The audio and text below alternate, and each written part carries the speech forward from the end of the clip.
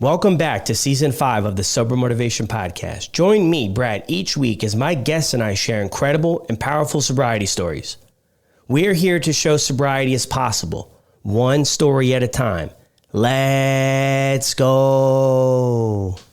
On today's episode, we have Jacob, who didn't grow up in chaos. He had a loving family and a good upbringing, and no obvious reason to drink.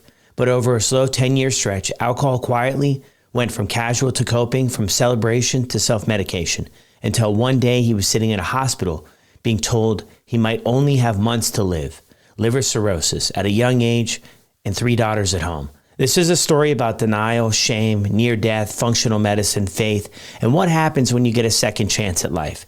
If you think it could never happen to you, listen closely. And this is Jacob's story on the Sober Motivation Podcast. How's it going, everyone, and welcome back to another episode. Thank you so much for all of your support over the years with the podcast. If the podcast has helped you out in any way get started on your sober journey or keep things going, your support would mean the world. And you can head over to buymeacoffee.com/sobermotivation. Support the show there, help cover some of the subscriptions and everything that goes into a one-man podcasting show. Thank you so much. And if you're not in a spot to do that, I completely understand. Drop a review wherever you listen, subscribe to the podcast, download some episodes, and share it with a friend. If you're looking for some extra support, don't forget to check us out in the Sober Motivation community, where we have 15 meetings every week. And I'm telling you, an incredible, loving community of people that will help you and meet you exactly where you're at. So come and check us out. I'll drop the link for that down in the show notes as well. Now let's get to Jacob's episode. Welcome back to another episode of the Sober Motivation Podcast. Today we've got Jacob with us. Jacob, how are you? I'm doing real good, Brad. Thanks for having me on today. Of course, man. I've seen you out there on a few other shows and sharing your story. So it's good to connect with you, and I'm very grateful that you're willing to share your story here with all of us. Yeah, I'm glad to. If it can help someone, that's really my primary intention here, is just to recover out loud, share, kind of quiet stigma, shame, and allow people, that it's okay that we all struggle and we can get through this, and try to give hope to other people too. Yeah, I love that, man. So what was it like for you growing up? Growing up for me was, I had a good family life, good upbringing. Very fortunate, grateful for that. And a loving family. I had a brother and 2 sisters, and the alcohol, growing up was around, but it was never really and perceived as a negative thing. It was, moderated. It was, there's beer and wine, maybe with a meal at the end of the day, stuff like that. Yeah. And I was fortunate to have a really good background, really good parents, loving family. And so growing up, I didn't have a lot of reasons to turn to alcohol or drugs or anything like that. Yeah. Thanks for sharing that too. Any early childhood memories that, really stand out to you? Like, were you a sports guy? How did school go and everything for you? Did you have an easy time making friends and connecting with people and all that? Yeah, I think so. I can remember from a young age, I was actually thinking about this today, just as you're growing up, and like you're just thinking about, I'm writing stuff down of like who I wanted to be, and you want to be liked as a kid, and you want to be accepted, but I had some good role models and good upbringing in that we believed in kindness and accepting people, and so having friends wasn't super difficult all the time, but I always was a little insecure, I believe, but yeah, I guess I was always really big into football and sports, Packers, from a young age. And so I was a big Brett Favre fan growing up. And so his story too, I remember reading his book about what he suffered with, when I couldn't relate to it at all, but now I have a different appreciation for what his story was. But yeah, that was kind of, I love to play football. I love to play video games. And when I was real little, the Ninja Turtles and all that stuff, I'm grateful to have a good upbringing and a lot of good memories, Yeah. Awesome. What about for anybody who hasn't lived in Wisconsin and growing up there, what was kind of that experience? And I'm also thinking of, your siblings too. There's four of you, pretty busy for things. I mean, what was that experience like? I was the youngest. My brother was kind of he was kind of at that age where he was starting to move out when I was pretty young. And so it was kind of just me and my two sisters and eventually just my one sister. But yeah, my oldest sister, Maria, she always, was kind of like, I guess, babied me a little bit, or, kind of looked after me kind of in a motherly way, and still does to this day. My other sister, Amber, we would, have those sibling little fights or whatever, but she has a great heart, and she always encouraging me to do what's right. And we had a lot of good memories, and I always called her my little sister because she was smaller. And my older brother too was great. He roughed me around like with his buddies, as I like a big brother should. So Yeah. I have a lot of really fond memories of growing up, and Yeah. I'm thankful for that. And then Wisconsin too. It's been good to you. Wisconsin's been good to me. I like the seasons. Yeah, good, man. Good stuff. Happy to hear that. When does drinking enter the picture? I mean, is it high school or after that? Probably about high school. I mean, I may have had some sips, or as I got older. If I was responsible, if I earned my parents' trust, then I could. They maybe let me have a little bit. But, it was nothing crazy. I started to maybe start sneaking in a beer or something like that, as I got a little older. But it wasn't like, I'm like, I got to have 12 of them. It's just like, I thought it was fun to sneak a beer or two or something, camping, and then it seemed like it really kind of became an issue when I moved out, and, kind of get with the wrong crowds, maybe a little bit. Part of it was too, just my own wanting to experiment a little bit and see what it was like. I didn't really realize what, how you if you have too much to drink, how that you get sick and stuff like that. And it seems like fun at the time.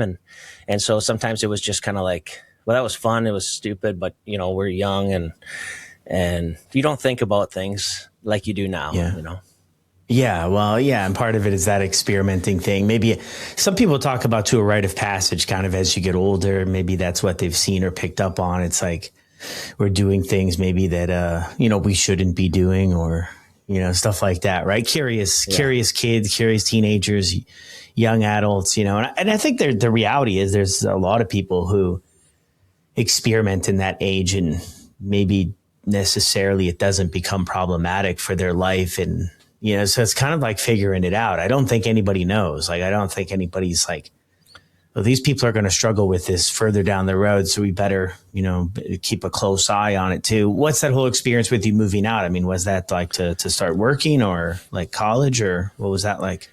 Yeah, I was doing a little bit of college. I think I just wanted to kind of get some independence. I wanted to venture out, and see things for myself a little bit. So I moved to the other side of the state.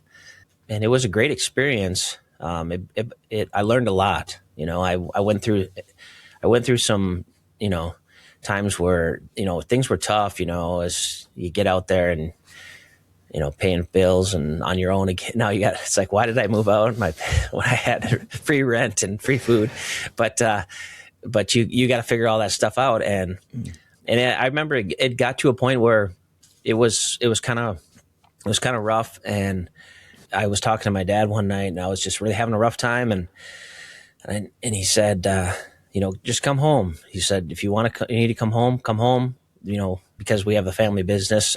He said, you can come, you got a job, all this. And I said, I got to do this myself. I appreciate that a lot, but I got to figure this out myself. And so that's kind of, fortunately, has been something that, it's probably, I learned that probably from my parents and from good role models, but that was a mindset I had as a young person, that, I got to figure this out myself. I'm not just going to throw in the towel here. I'm going to keep working and get it right. And then maybe I'll come home. And that's what I eventually did.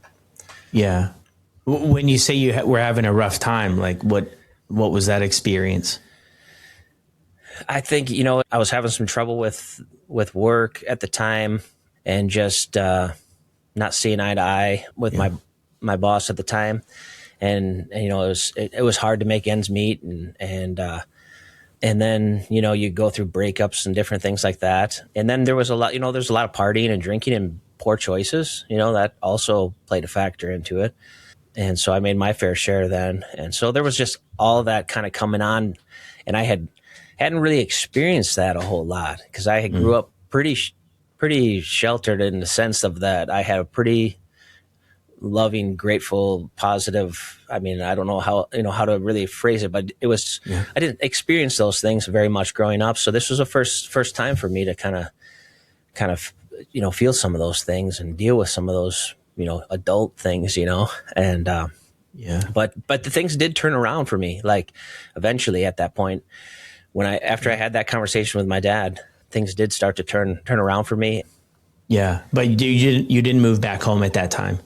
No, I hadn't moved back. I got a new job, and with that I really enjoyed, and then I met my wife, and we got married there, and so things were starting to look up, and alcohol, I enjoyed it, and we could go out for, at this point when we got married, it was 21. So we were just, I had just been, now finally of age, but it wasn't. So we go out for dinner, and it was kind of cool to be, you felt like, oh, now I'm adult, I can order a drink, this is kind of new experience, and so it wasn't at that point I don't think there was any real red flags, really, other than, there would be times I'd have some wine or something like that, and I just remember saying, man, I kind of like this feeling. Like, this is like, we're talking, I felt like I could relax. I felt like I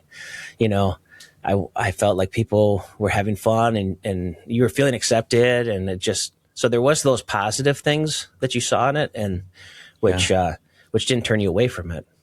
Yeah. But at this time, like 21 and married, sounds like love at first sight, maybe, but you're not really finding yourself like really craving or, really going too far off of maybe the path of other people around you, kind of keeping it to weekends and stuff like that, Very, very, very relatable story for a lot of people. I think there's I think it's getting better, but I think there is this misconception or this myth out there that, from the beginning, it's this big problem and everything's falling apart. And although there are a lot of people that share that story, I think there's a lot of people who share this progressive, kind of slowly keeping alcohol around, exploring it a little bit more.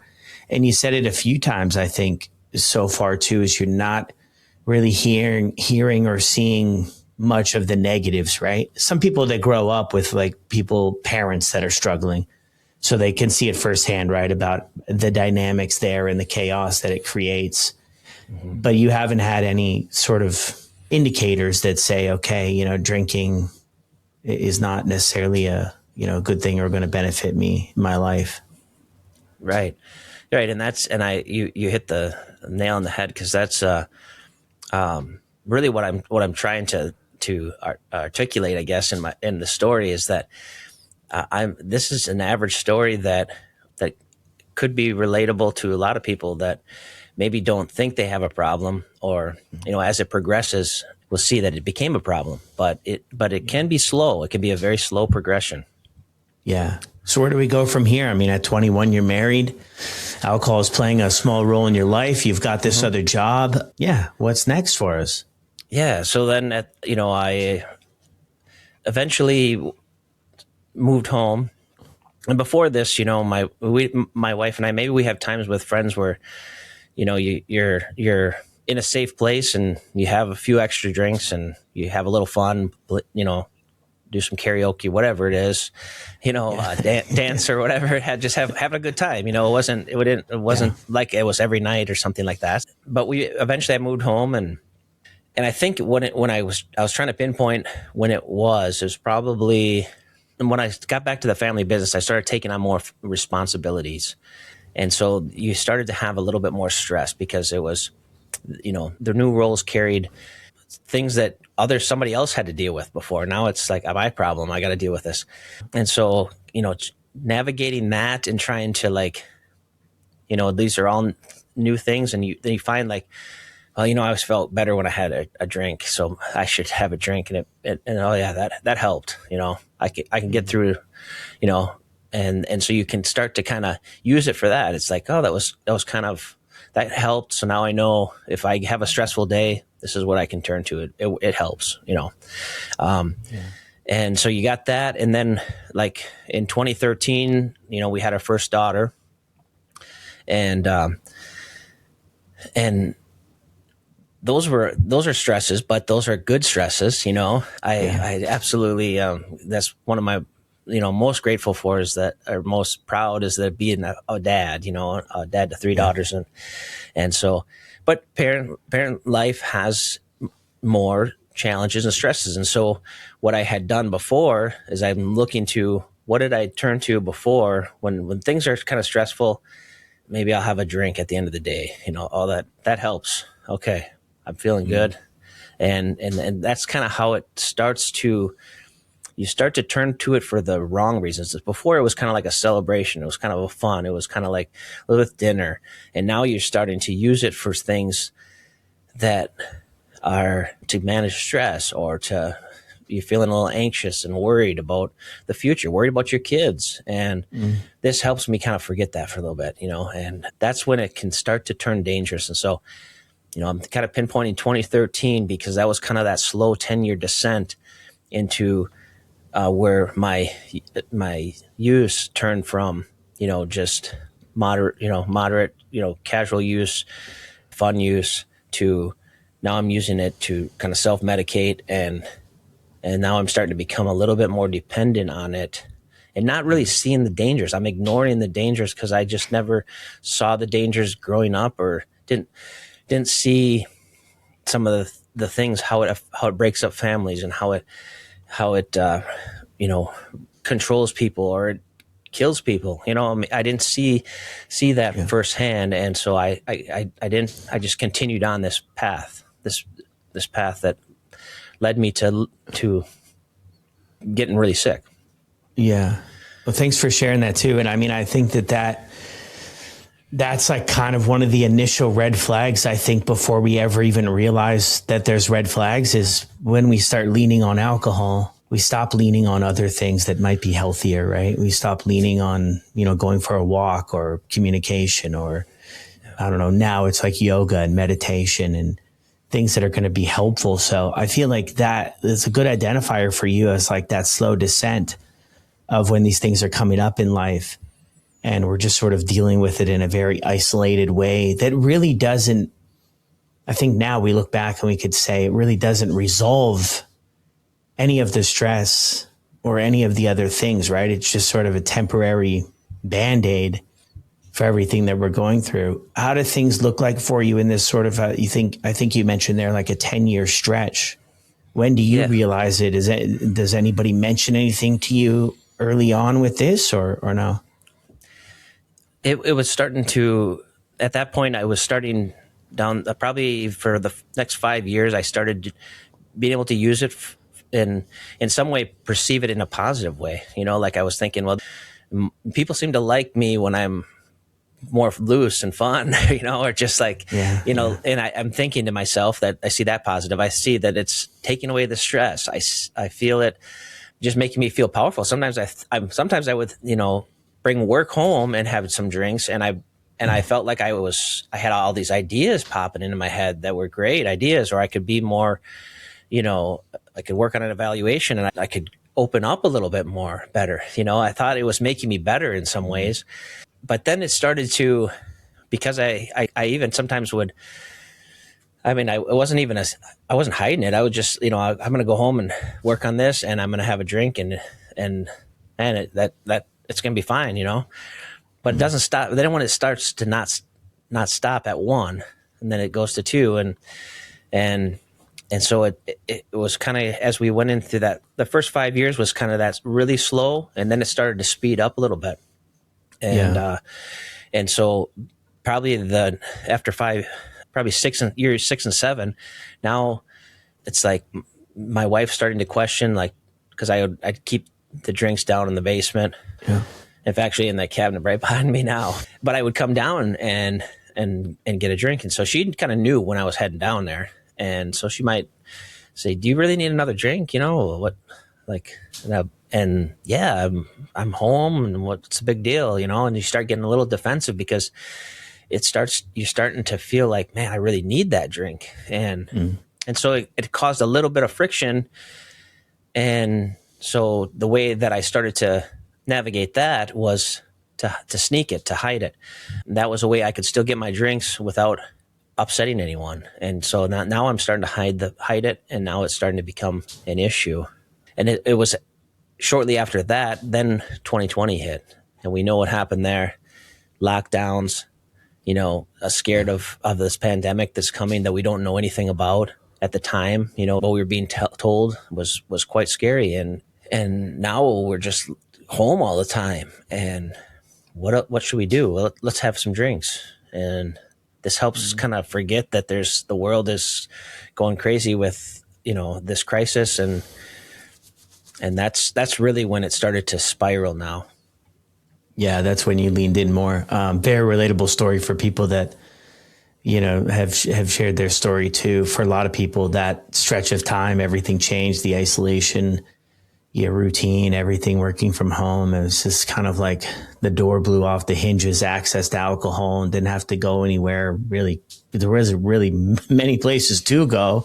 Interesting too, where your wife kind of mentions too, like, do you need another drink? And then you switch into that, you know, aspect of hiding it. I mean, throughout this time, do you feel like you're growing as sort of a human too, like, you know, sharpening your skills and making progress in that area? Because I feel like I hear it a lot too of, well, I'm going to work, I'm doing, you know, what I can, I'm good in all of these areas. And then I hear people when they reflect back, they said, oh man, I could have been doing a lot better. Like what I thought I was present for, maybe I wasn't as present as I felt I was. I mean, any of that relatable?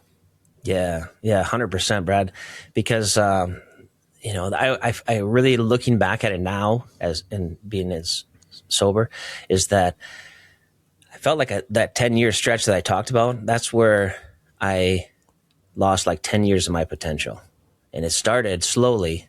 And I thought at that time, I thought I was actually building it, and then it just like started to go the opposite of what I thought it was doing for me. And I think that's why, you know, even when you're sharing these stories, it's good to kind of maybe reflect or journal or think about what was it that pinpointed this, you know? So now you're learning from those mistakes that you made, and this may help you in the future to avoid falling back into that, or be in a position to help someone else that may be starting to head down that same path that you were.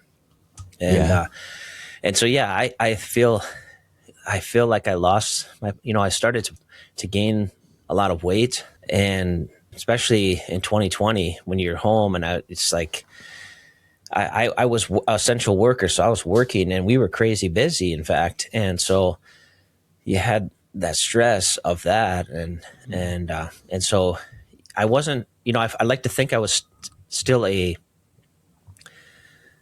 good father, but, you know, seeing how I am now, you're more of a present father. You know, you feel like I love my kids and I was there for them, but I was maybe in a hurry to get out of, you know, put them to bed so I could go have a drink, and rushing that, you know, versus lingering in it and appreciating, listening to their stories that they want to tell you before bed, instead of just saying, well, come on, go to sleep. You know, you take a minute for that. And so I think I was starting to be more selfish. I was not as good of a husband. I was not as good of a friend.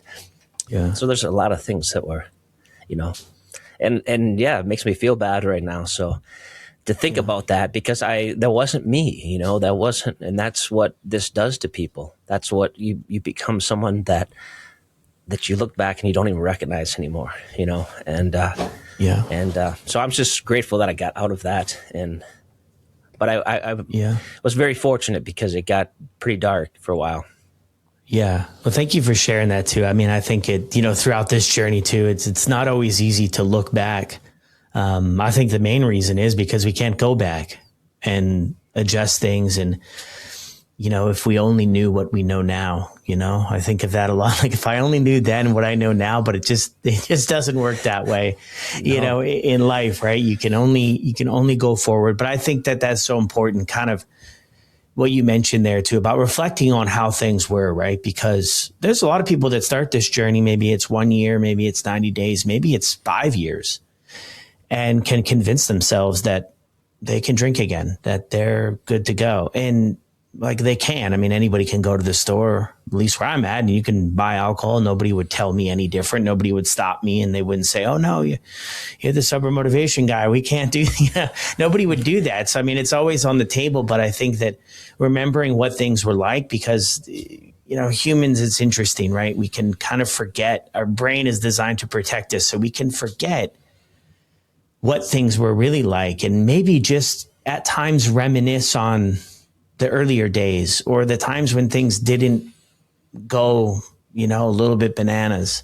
So it's always good to kind of reflect back on kind of what alcohol might be quietly taking from us, or maybe some people say what we've kind of given away. And it's interesting. I mean, with your story, you're plugging in on a regular basis, the tolerance builds, and then without even really realizing it. So what one drink used to do, now you need two. And now what two used to do, now you need 3 or 4 or 5 or 6. And it just kind of goes up.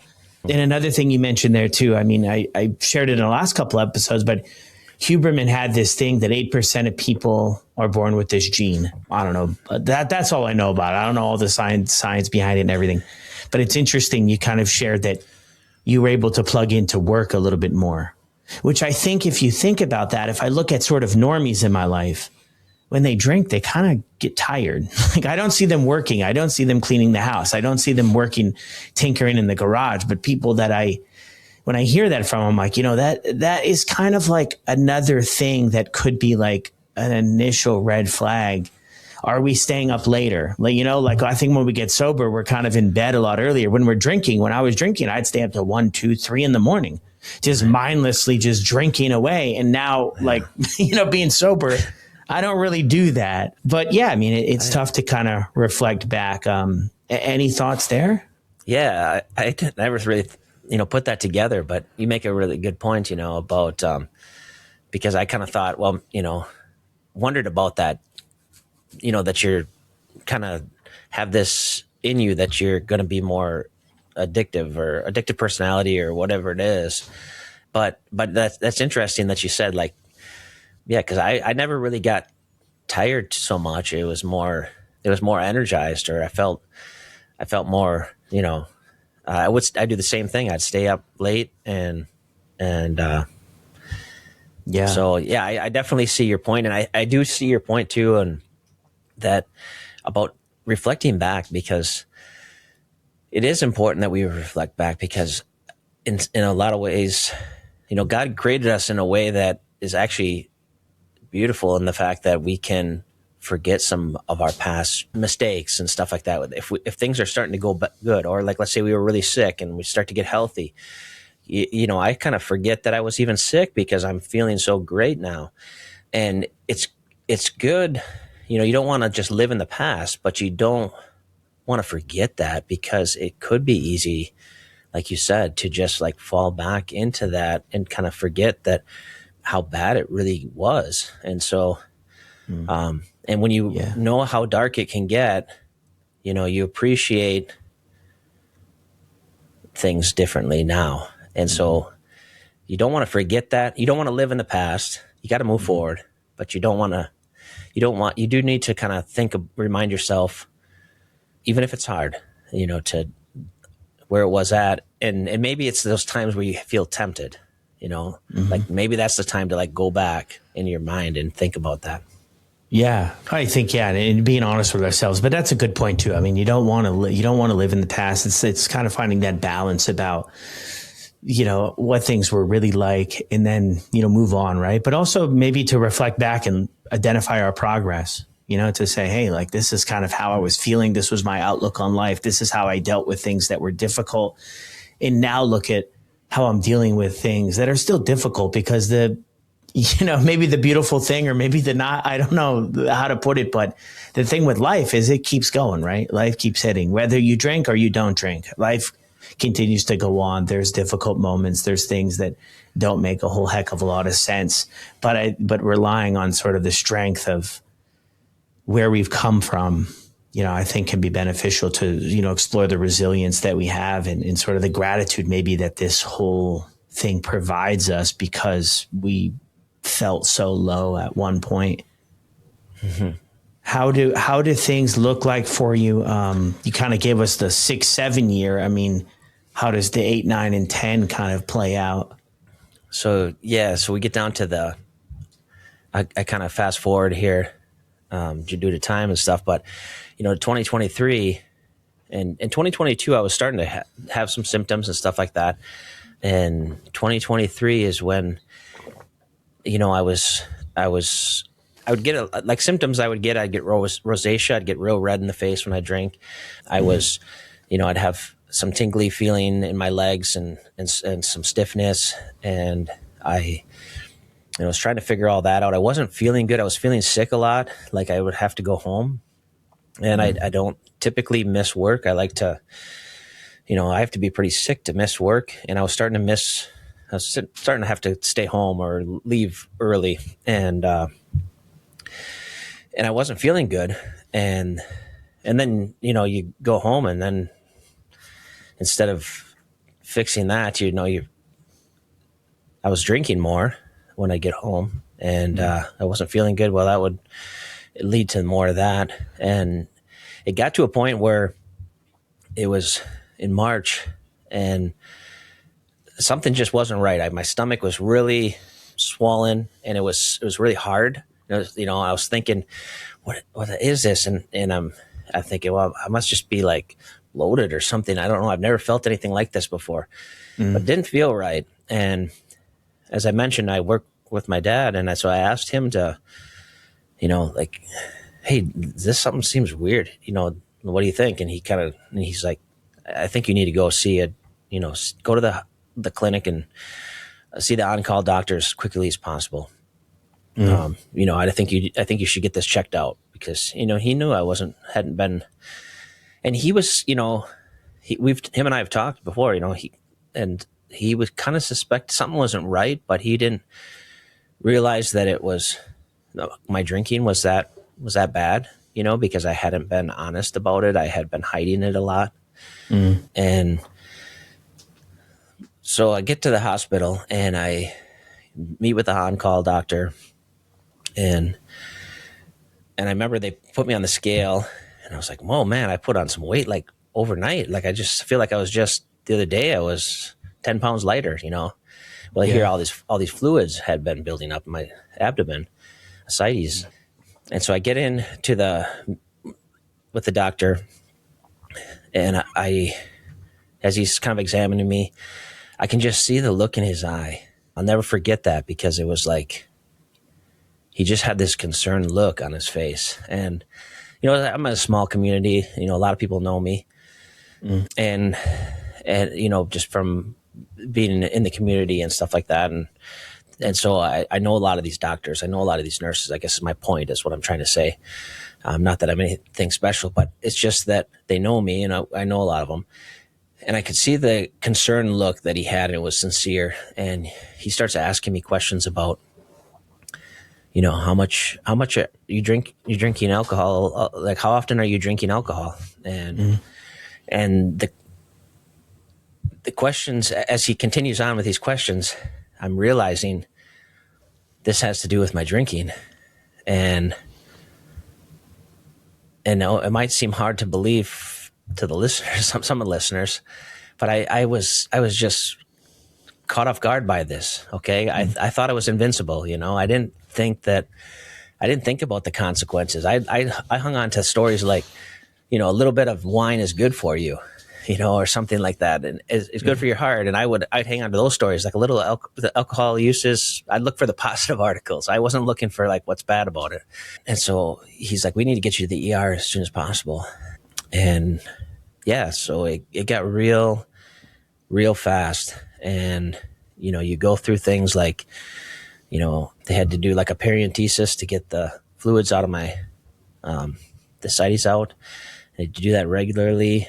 And I had to get transferred to a different hospital to do all this. And they wanted to take me by ambulance, which I'm like, I didn't realize how serious it was. And then they start, I'm there as I'm sitting in this room. This is how fast things can change, because I didn't realize at this point, I didn't think that I had this major issue. Like 2 days before this, I had went to a dinner function for the community chamber, that I was there having dinner and everything. I wasn't feeling the greatest, but I was there. And like a couple days later, now I'm in ER. I got these nurses and doctors looking at me, and they're like, "Yeah, I can see there's some of his eyes there's some jaundice in his eyes, and they're showing all this fluid, and this is from drinking." And they're constantly, every doctor's asking me about my drinking. Yeah, and it was like, oh my goodness, what have I done to myself? Like, it was scary. You didn't know what was going to happen. You get transported to a different hospital, and they got the fluids off, and you suddenly you feel okay. Like, I'm like, oh, I feel a lot better now. And then 2 days later, there's right back fluids again, and now I'm turning. My skin's getting yellow. I'm losing all kinds of weight. I'm in a lot of pain. This is not a glorious way to go, and I'm thinking like I'm dying here. Yeah. And this is humiliating. And at that point I was just maybe selfishly thinking about, what I had done and just that how humiliated I was. And I was hoping no one would find out that I was because of drinking at that point, because I'm trying to tell, don't tell anybody that it's because of my drinking, my liver's failing. And so they did, the biopsies and confirmed that it was a liver cirrhosis, and they called it, alcoholics liver cirrhosis. And remember when I got the diagnosis, I'm like, oh, that sounds terrible. Like this, just in my mind, worried about what other people think, not willing to admit that this is what I was, or this is what had become. And so I remember asking the doctor, I said, well, that's really not I don't really like that. The diagnosis, does it have to be called that? It sounds like still even a little bit of denial maybe of this was your current sort of situation.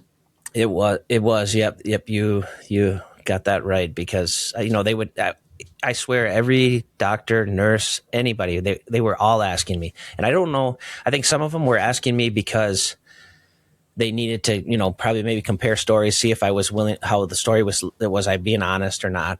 And I think some of it too was some of these nurses and doctors, I think they're kind of curious. Sometimes people ask you how much were you drinking because they want to kind of compare their drinking with your drinking and how I got to this point. But I remember the one doctor asked me, like, or nurse or whoever it was, and how much have you been drinking? I said, well, I'd have a couple every night. And and then he goes, so like 4, and I was, no, I made a couple, it's like 2, but it depends how strong you make those. And you're not being honest, just because of a lot of shame, and embarrassment about it. Yeah. Yeah. And up into that point, like had you come across anybody that was sober, anybody that, you had kind of seen sort of, turn their life around maybe in that sense, or? At that point, no, I hadn't. I shouldn't say, like, I wasn't thinking about that. I wasn't thinking about sober. I was actually thinking about, I wonder if I could maybe get healthy enough to have a drink in moderation again. Like, I couldn't. Did you ask them? I did. Did you ask anybody? Yeah. No, they're like, no, you should never drink again. And I'm like, well, like, that sounds like a way. Yeah, that sounds like a life sentence. Like, this is going to be awful, and that's how it affects your mind at that time. Because this is at a point where I'm, had become very dependent on it. And so I couldn't imagine life without it. And I couldn't, like, I'm going to be not, no one's want to hang out with me because I can't drink anymore. I'm not going to be like, this is not a good situation. And I'm like, you're literally dying right now, or like you might not make it through this, and you're worried about whether or not you might build, like, your priorities are wrong here, but you're not yourself. Your brain is still just not wired right. It's gotten dependent. And so this is normal to feel that way, and so I share all this so that if you feel this way, or you hear a loved one that feels that way, like, that's normal feelings. Like, that don't, it's not that they don't, they're not thinking right. And if they can get through this, it can change. Yeah. Like, just because somebody feels that way in the moment doesn't mean that's never going to leave them. Like, you can change course too. I mean, at this point in your life, you have your 3 daughters, right? I do. Yeah. Yeah. And your wife. And I mean, that must be going through your mind too, right? About, how did I kind of end up here? What was I thinking? All of that stuff probably going through. And what was your wife's reaction to this? I mean, was this a surprise to her? It was a surprise that I was this sick, but I will say she stepped up, like she was the one that was the strength during that time, Yeah. So she stayed hopeful. I started to doom and gloom thinking about my funeral and planning it, and because this is what I'm being told that, I'm going to need a liver if I can't have a liver transplant, then this is kind of the outcome. There's not much they can do. It's not going to heal on its own, and I'm going to. And she said, "No, you're going to get better. You're going to get better." Wow. So, and she, go ahead. Yeah. Well, thanks for sharing that too, man. I think here when you kind of get some distance from probably that day, that week, and that news, there's a lot of healing that's taken place. But I can only imagine too, in the moment of sort of the fear, and you don't know where all this is going to go, and like, is this it? Like, did I push it too far? And people do always ask, anytime there is a, Will, right? Anytime Will, with his experience, and my other buddy, Jersey Mike, on Instagram, anytime that there's a post that talks about this, the most common question is always, how much were you drinking? What were you drinking? And I think what you mentioned is right. I mean, you're saying other people are asking you, and you're wondering if sort of they're measuring up with, like, hey, am I going to have this same result because of how much I was drinking? I mean, what was your routine like? And I know, over doing these episodes and talking with people, that is not necessarily the indicator, because if you're drinking 5 drinks a night, that, at 38 years old, you're going to have this problem. There's no, like, exact science to this equals that. Everybody's built a little bit differently. But what was the routine like for you?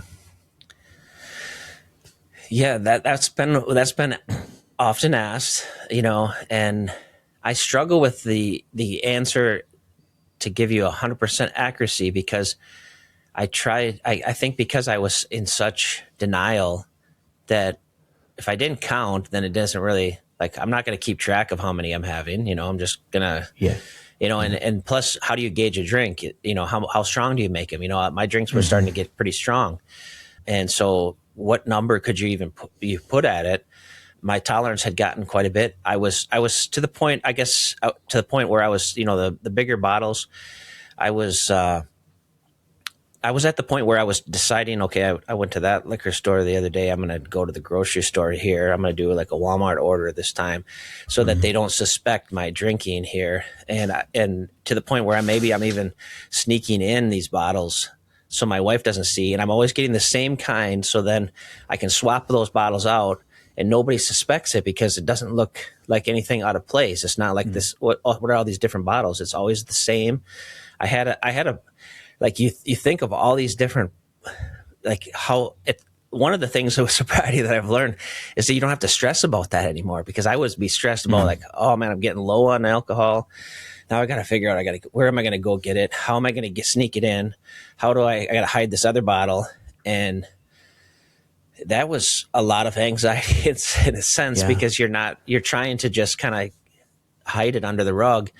But I mean, it would get where I would maybe go down and sneak a shot or two ahead of making myself a drink that maybe was probably rather strong. And then I could maybe make it look like I was having just a couple of drinks that night, but yet I might have a flask hidden over here. I've got, this over here, and that's where it can get to, because it's like, where can I, if I need this, becomes dependent on, you become dependent on it. So it's like, I need this. How do I get it?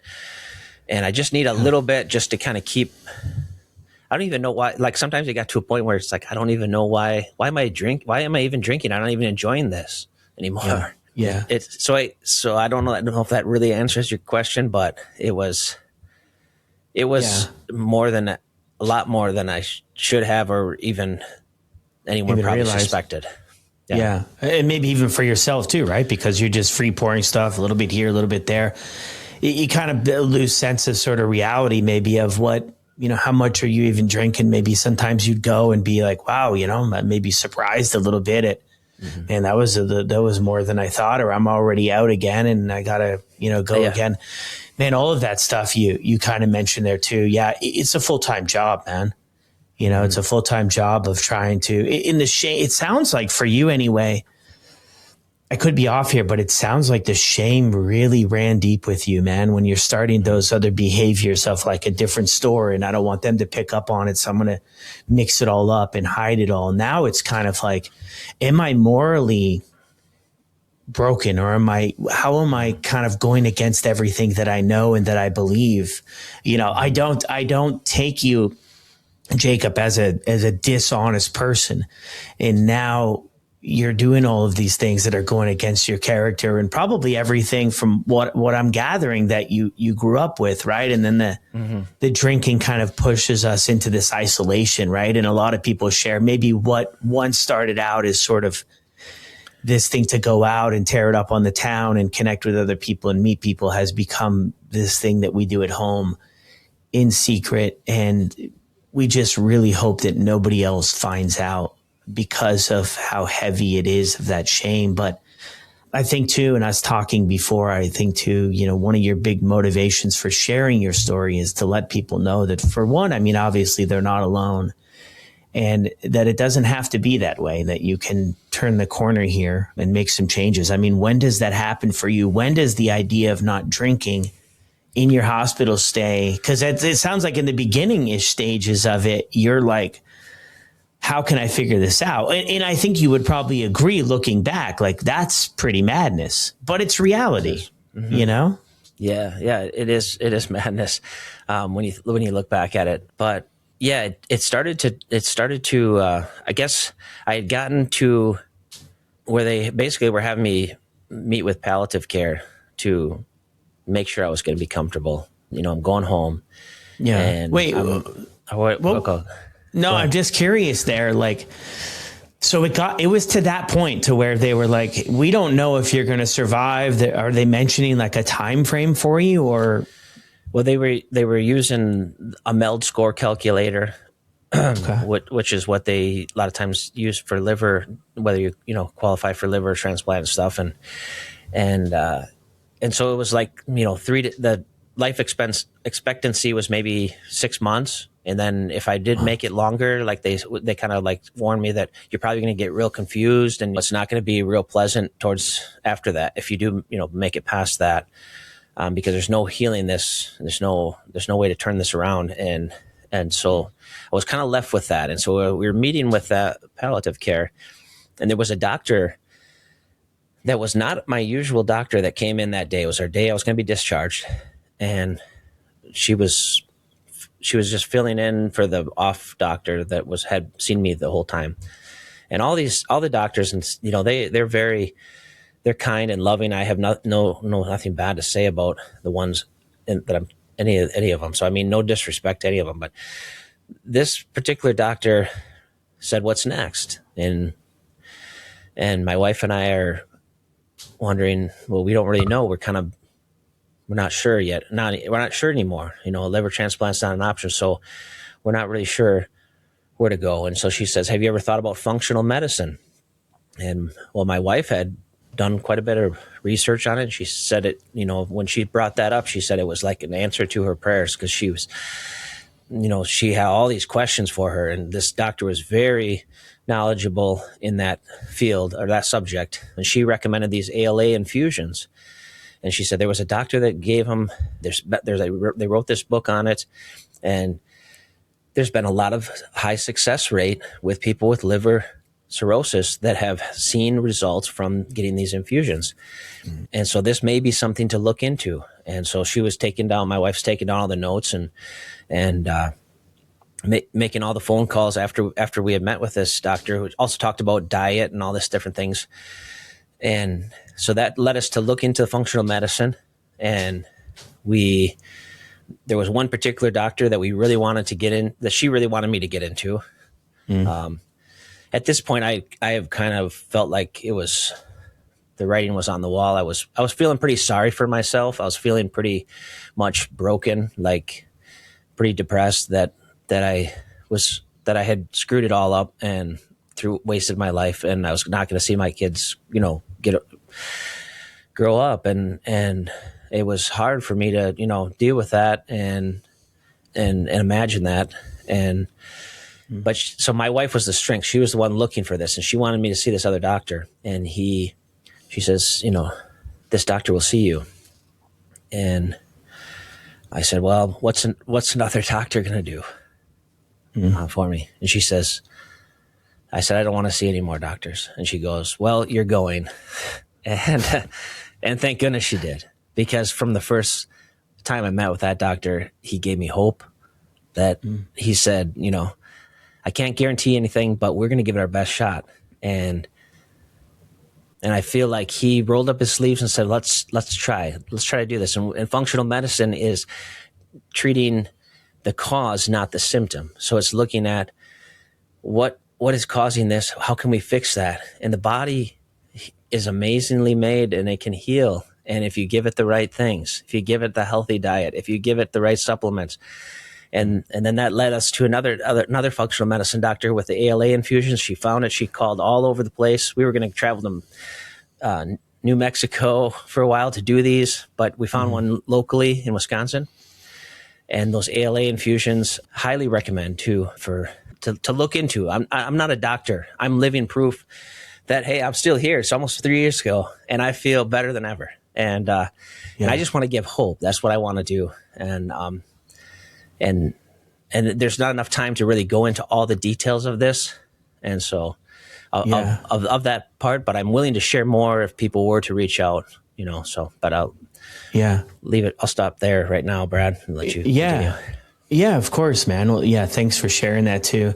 I mean, your wife is popping up in this so many times to, kind of push the ball down the field, I guess, which is incredible, for you, being in the hospital and kind of having that experience, what else is going to change? I feel like there's this strange conception, and maybe it's one only that I have, or that some people that I've talked to, but you see in the movies and everything, right, about how you can really, turn things around. The medical field has expanded so much. And, like, this can't be my life. Like, there can't be nothing to do, or there can't be the limited solutions, and I think naively enough, we sometimes think no matter what damage we do, well, there's got to be something. But I've heard a lot of stories from, people kind of in your situation there too, where it's like, hey, we've done all we can. And that must not be sort of an easy thing to process and to work through, with the idea maybe, I don't know if that's one you had, but hey, there's got to be something, that we could do here. Right.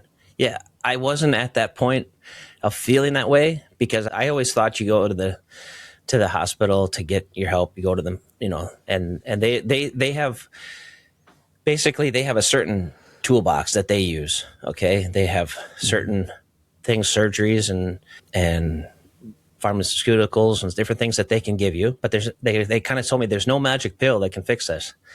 Yeah. And the functional medicine said, hey, I've got all these supplement pills, and actually these may fix this. So it gave you hope. Okay. So I just feel like the reason I want to share this so much for people that are listening is you might be told the same thing I was told. And I felt, I left those hospitals feeling hopeless. And they were great doctors, great people, nothing against them. But they just had certain tools. But there's other tools that alternate medicine, it might be worth looking into, functional medicine.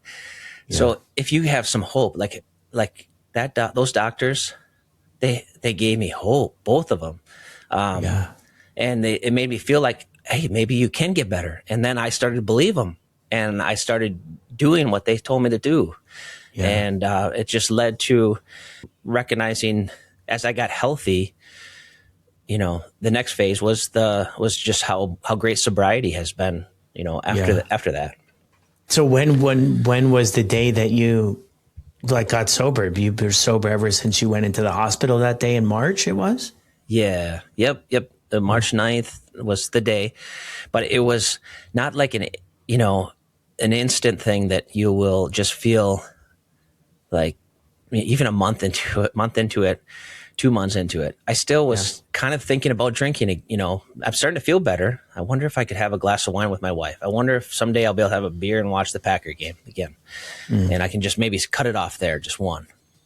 And as I started to heal, because I was going through this process of liver cirrhosis and getting sick.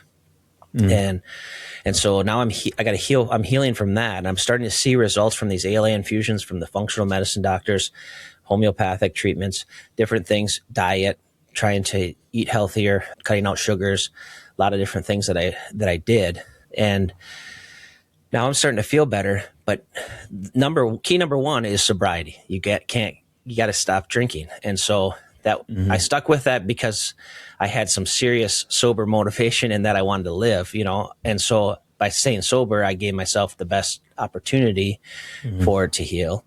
And then, but it wasn't really until about 6 or 7 months into it that it just clicked. And that was about the time I started going back to work. And there was actually this one moment in particular in the summer where we had a gathering, and there was some people drinking and stuff like that. Nothing too crazy or anything, but I was fine on my own, or talking with some other people and around the fire and having sparkling water or whatever it was. Yeah. And that there was a situation that got a little bit out of hand, right? And I went to diffuse the situation.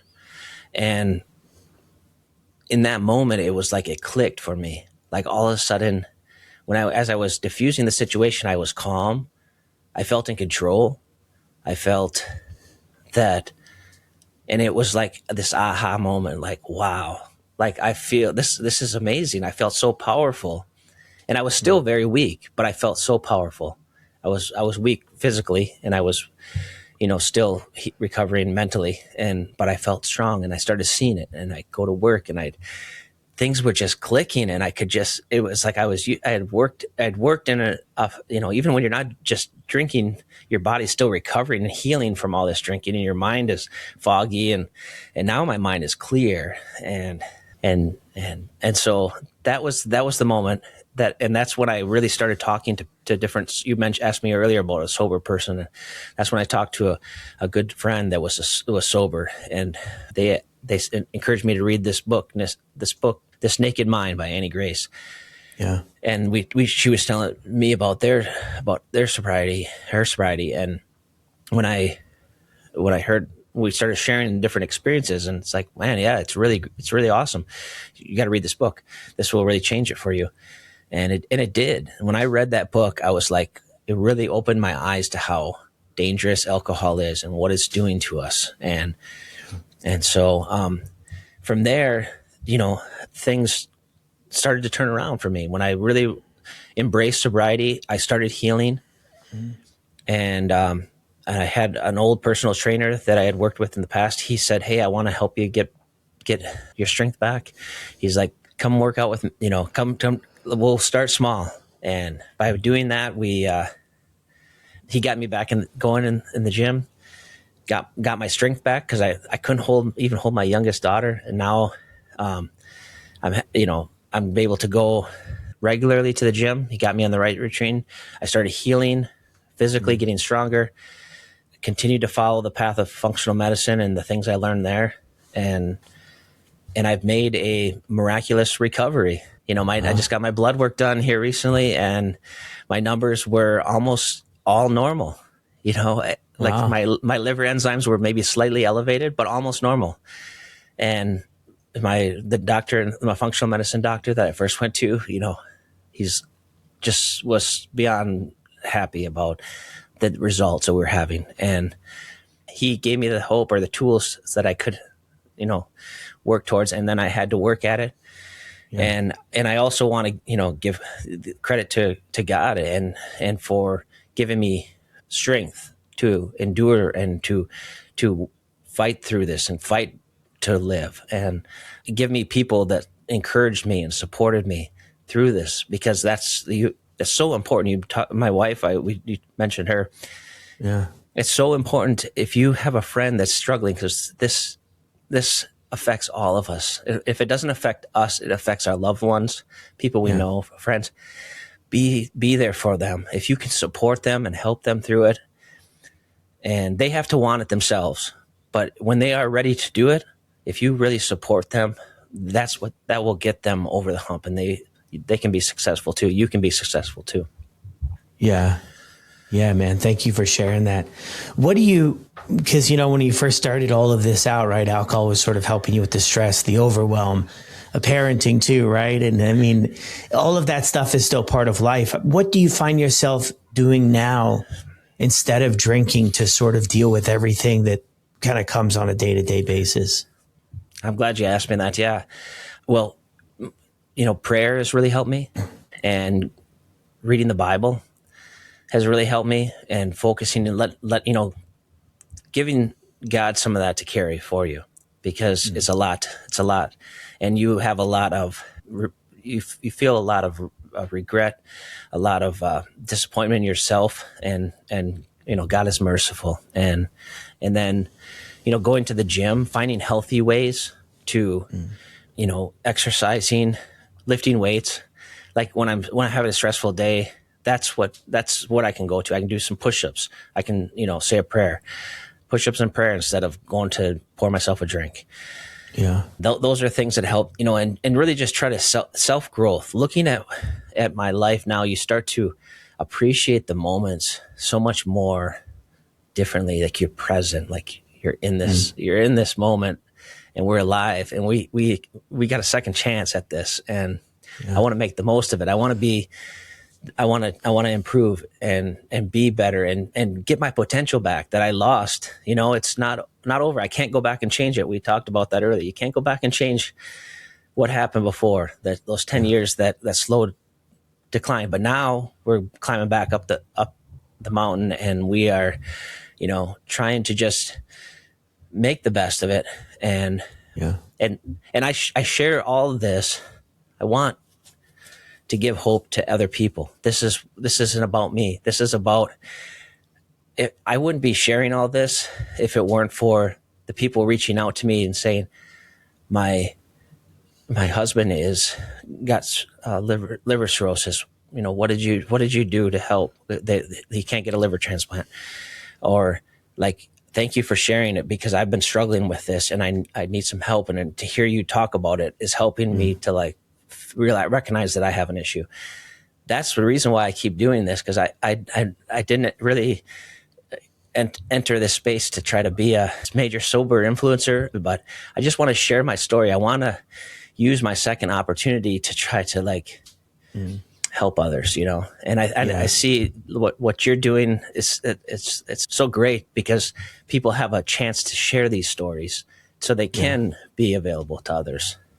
Yeah, no, that's beautiful. And I think those are, sort of the full circle moments too. And I think if I even look back in your story too, the shame was overwhelming for you, caused you to isolate. What are other people going to think? And trying to hide it so much. And I think just putting it out there in the open and just say, hey, I mean, this happens. Like, it's okay, but you can turn this around. It doesn't have to be this way. Like, you don't have to live another day like that. Get some support, put it out in the open. But it's just convinced. I mean, I was in that stage too. I had to work through it, and a lot of people might still be there. It's just convinced us that if we share about it, then we're going to lose our job. If we share about it, people are going to think this of us. People are going to think that. But I think the risk of not sharing and not being open, we're probably going to lose the job anyway. And it could be a whole heck of a lot worse, you know? And I think that we're getting better in the world. I think we're getting there. I don't think we're near it or as close as we need to be. That, hey, like, we leaned into an addictive poison for long enough, and it changes the brain chemistry, and therefore we crave it. Like, I don't know that we need to overcomplicate it, or that there's some moral failing, or that we shouldn't be struggling with this because we should be stronger, or we're a business owner, or we're parents. I think the sooner we put it out there, you know, into the world and talk with people that are close to us. It doesn't have to be an Instagram post. It can just be people that are close to us and say, hey, I'm really struggling with this. We can start to find maybe a way to move forward. And it doesn't mean that you quit that day and everything turns around. It does take time. But starting on the journey is going to get you to your goal a lot faster than not, you know, saying anything, because it sounds like it anyway, you were stuck in that 10 years of probably didn't share this with anybody. No, I wasn't. I was all hidden, and the power of sharing, I've found, you know, and doing these podcasts has helped me to be more open to share. Like, it's actually trained me on how to, like, let go of my shame and just, like, get it out there, and it's helped me, like, in person with people. And I want to say to anyone who's worried about telling people is that what I found is when you are open about your mistakes, when you admit that I screwed up, or I have this weakness and I'm trying to break it. I want to get out of this.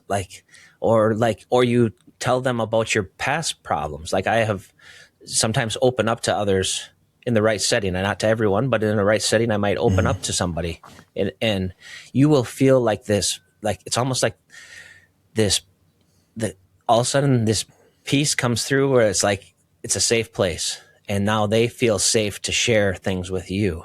And I've had so many more people that are like, I'm proud of you. I'm glad you came forward and shared this. I'm glad that you're doing something about it. I'm glad that you're admitting these things, and hopefully it helps other people, versus people like judging you, or, you know, there might be people who do judge you and that sort of thing. But you know what? Those aren't the people that you want to, you know, be around.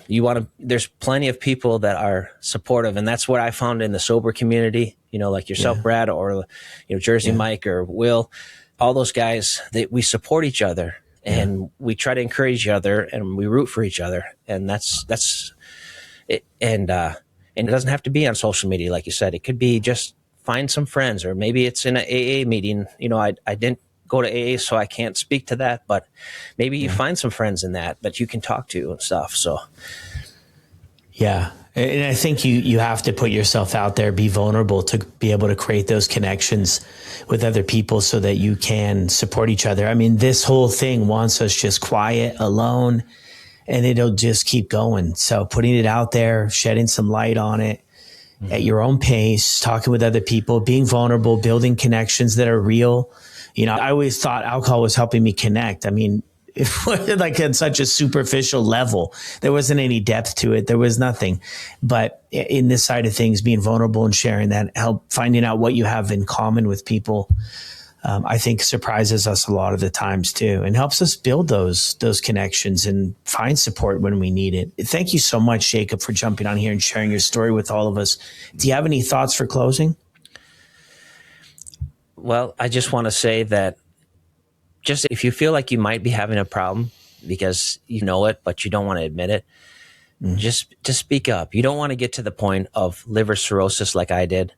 I was fortunate to survive liver cirrhosis, but unfortunately, a lot of people don't make it. And and in being that a lot of people know my story, I do find out about, it's like one of those things where people reach out to me, or I hear about different ones that have went through this, and I try to help them. And sometimes it's too late, and so before it gets to that point, like, speak up about it. Don't let shame or stigma. Reach out to some in the sober community if you just need somebody who like can relate, or somebody who isn't going to judge you. These ones that have come out of this are not, we know what it's like. We know the struggles. And so do something about it. Maybe it's just, honestly, if it's somebody just saying like, I'm drinking less since I've heard about your story, that's great too. Like, doesn't mean everybody's got to stop.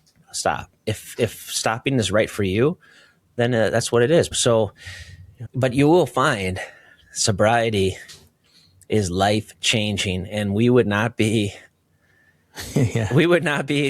shouting it from the rooftops like we are if it wasn't. Because we want people to know, like, this is so much better than what we had. Like the potential, like, there's so much you can do with your life now, and life is beautiful, and there's so much to be grateful for, and so much to enjoy about it. And you can do it, and just don't go at it alone. You can be successful.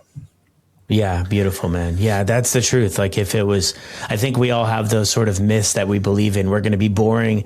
There's no more fun. All of these things, no one's going to want to hang out with us. And I think with time, we realize that none of that stuff comes true. None of it comes true. Our social circles do change, but like, I don't know. It's almost like when people are struggling with a job, they always think, I'm never going to find a better one, or one that I enjoy more, or one that's going to pay more. But they always do. Everybody's like, I don't know what I'm going to do if I lose my job here. And then something happens, whatever, they quit. They always end up in a spot when you check in with them. They're like, oh yeah, like this is much better. It's with sobriety too. It does take time. You even shared too, like the 7-month sort of time frame. It does take time, but I think we do realize too that, things are beautiful, and you don't have to go through even what you were mentioning there of getting drinks from here, going there, sneaking stuff, hiding stuff, all that other stuff. I mean, when you remove that from your life, I mean, my goodness, you open up so much space for other stuff to come in, and, probably hanging out with the kids and doing all that cool stuff, and really being there for it, showing up for it. And I don't know if this happens to you, but I find myself getting emotional. It's sort of weird, weird things. I'm like, why am I, kind of tearing up or wanting to tear up and stuff. And it's just the beauty of the gratitude. You feel things so deeply. So yeah, you feel things like, you feel them, and sometimes they're not always good feelings, with this disclaimer, but they're human feelings. They are real. They're authentic feelings. They're like, you are alive. You are feeling this because you are alive. And this is part of how you get stronger, these bad moments. And when you get through them, because you can get through them, if you do it in a healthy way, go to the gym, go to say a prayer, go do your meditation or whatever it is that it helps you, that you mentioned too, some of the things, and go for a walk, but get through those hard and show how strong you are, and you will feel so much gratitude and so much appreciation for life, and you'll feel so strong, and it will motivate you to want to do more in your life. Yeah. Motivate you to keep going, man. Thanks again, Jacob. Yeah. Thank you. Well, there it is. Another incredible episode here on the podcast. I'll drop Jacob's information for Instagram down in the show notes below. If you're able to connect with his story at all, or have any questions for him, or just want to tell him thank you, which I encourage big time, send him over a message. Let him know you appreciate him jumping on the podcast and sharing his story. And I'll see you on the next one.